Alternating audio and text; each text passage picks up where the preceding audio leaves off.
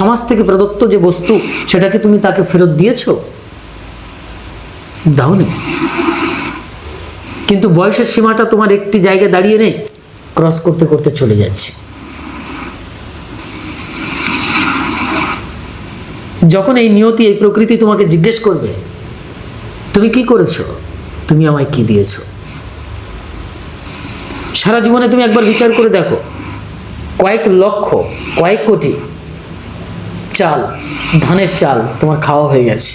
এক একটি চাল যদি তোমায় জিজ্ঞাসা করে তুমি আমায় কি দিয়েছো, উত্তর দিতে পারবে? ভাবছো এগুলো? ভাবো।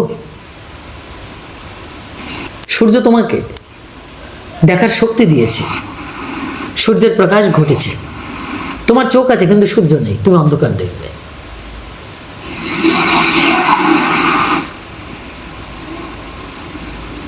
দেখেছ? তুমি কি ফেরত দিয়েছ? সূর্য থেকে নেওয়া জিনিস থেকে, রশ্মি থেকে, তার রশ্মি আলো থেকে বিকিরণ নিয়ে এই বিশ্বজগতে তুমি কি দিয়েছো? বলে অনেক কিছু দিয়েছে। না, তুমি কিছুই দাওনি, তোমার প্রবৃত্তি এটা করেছে, কিন্তু বাস্তবিক তুমি কিছুই করো না। কিছু যদি করতে চাও এখনো সময় আছে। এই প্রণয় বাবুদেরকে, সবুজ বাবুদেরকে, তারপরে এদিকে উজ্জ্বল বাড়ুই যারা রয়েছে এখানকার ছেলে বললাম, এখন একটি বিরাট বিপ্লব এবং যুদ্ধের সময় এসেছে। আমি যখন মহাকাল বলছি তখন জেনে রাখো। সাধুসন্তরা কথা বলেন অন্য ইঙ্গিতে, অন্য ভঙ্গিতে।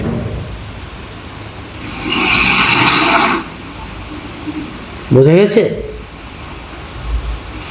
কাউকে লাগে না, একাই সবকিছু করা সম্ভব। একাই।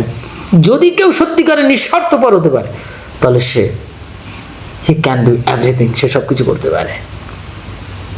কিন্তু সেই ব্যক্তি কিছুই করতে পারে না যতক্ষণ সে বন্ধনের ভেতরে আর স্বার্থপরতার ভেতরে থাকে, তখন সে কিছুই করতে পারে না। ইয়াই হচ্ছে বাস্তব সত্য। জানো কিনা, আমি কিছু করতে পারবো তখনই, জানো, আমি যদি কিছু করতে চাই আমি তখনই কিছু করতে পারবো যখন আমি সমগ্র বন্ধন থেকে বেরিয়ে যাব। এই যতক্ষণ বন্ধন কাজ করবো ততক্ষণ আমি কিছুই করতে পারবো না।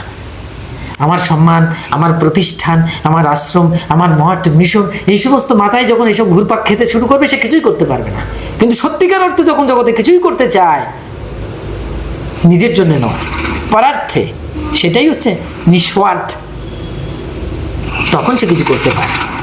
তখন কারোর লাগে না, প্রণয়, বিক্রম, সবুজ কারোর লাগবে না, সে একাই মহাকাল কিছু করতে পারবে।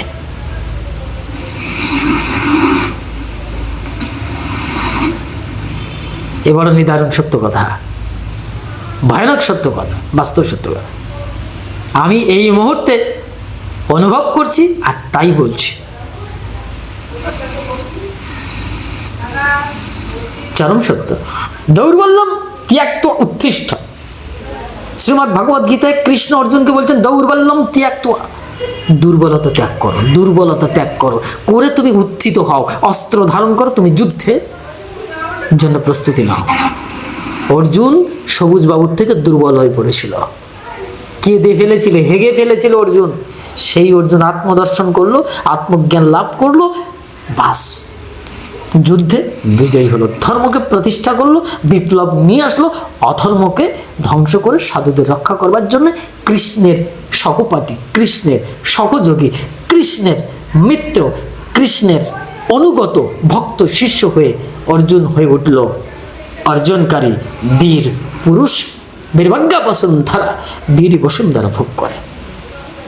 আর জগতের ভিখারি কোনোদিন বসুন্ধরা ভোগ করতে পারে না।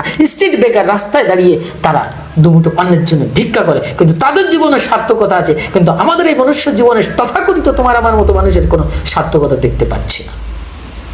এর থেকে বড় বিড়ম্বনা, এর থেকে বড় দুর্ভাগ্য আর কিছুই হতে পারে না। এটা ভাবো। তুমি কি ভাবতে পারো যে তুমি রাস্তায় দাঁড়িয়ে কদিন তুমি ভিক্ষা করতে পারবে? পারবে? রাস্তায় দাঁড়িয়ে তুমি কদিন ভিক্ষা করতে পারবে? কিন্তু ওরা দিনের পর দিন ঝড় বৃষ্টি বাদলের উপেক্ষা করে ওরা কিন্তু দিনে দুটো খাওয়ার জন্য ভিক্ষা করছে। এটার অনেক বড় ধৈর্য। এটাও অনেক বড় ত্যাগ, এ ছোট জিনিস নয়। আমাকে এক ভক্ত কতদিন বলছিল, বলছে আমাদের পাশের বাড়ি এক মহিলা,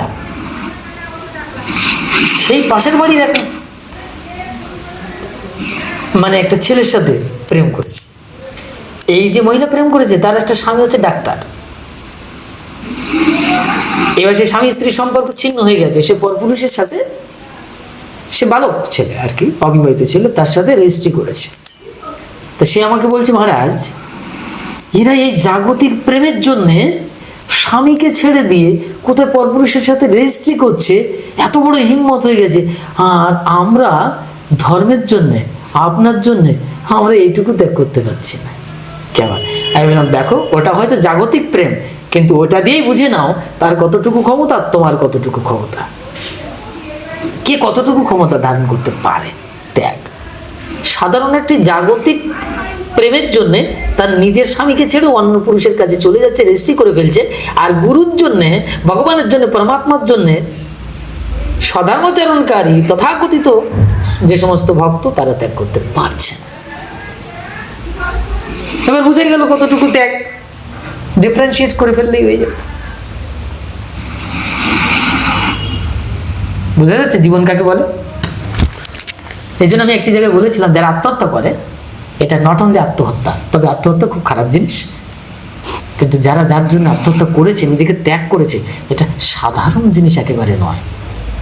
তবে এই কথাটা বললে সমাজে একটি ব্যভিচারমূলক সংবাদ পরিবেশিত হয়, এটা আমি রাজি নই। আমি আমার বক্তব্যটাকে স্খলন করছি, এটা ঠিক না। কেউ কারোর জন্যে দেহটাকে ত্যাগ করে দেবে, ঈশ্বরের জন্য, একমাত্র পরমাত্মার জন্য, মহাসমষ্টির জন্য নিজেকে ত্যাগ করা, আর নিজের ব্যক্তিকেন্দ্রিক স্বার্থের জন্য, ছোট্ট একটি বস্তুর জন্য নিজেকে ত্যাগ করা, এটা স্বার্থপর ত্যাগ। এই জন্য এটা আত্মত্যাগ না হয়ে আত্মহত্যা হয়। এই জন্য দধিচি ঋষি নিজের শরীরকে ত্যাগ করে, অস্ত্রদান করে ধর্মকে প্রতিষ্ঠা করবার জন্যে, অসুরকে ধ্বংস করবার জন্য নিজেকে ত্যাগ করেছিলেন। এটা আত্মহত্যা নয়, আত্মত্যাগ। এই জন্য যারা আত্মহত্যা করেন ব্যক্তি কেন্দ্রিক হয়ে, স্বার্থ কেন্দ্রিক হয়ে, নিজের জন্য, নিজের শরীরের জন্য, বৃত্তির জন্য, প্রবৃত্তির জন্য, সেটা আসলে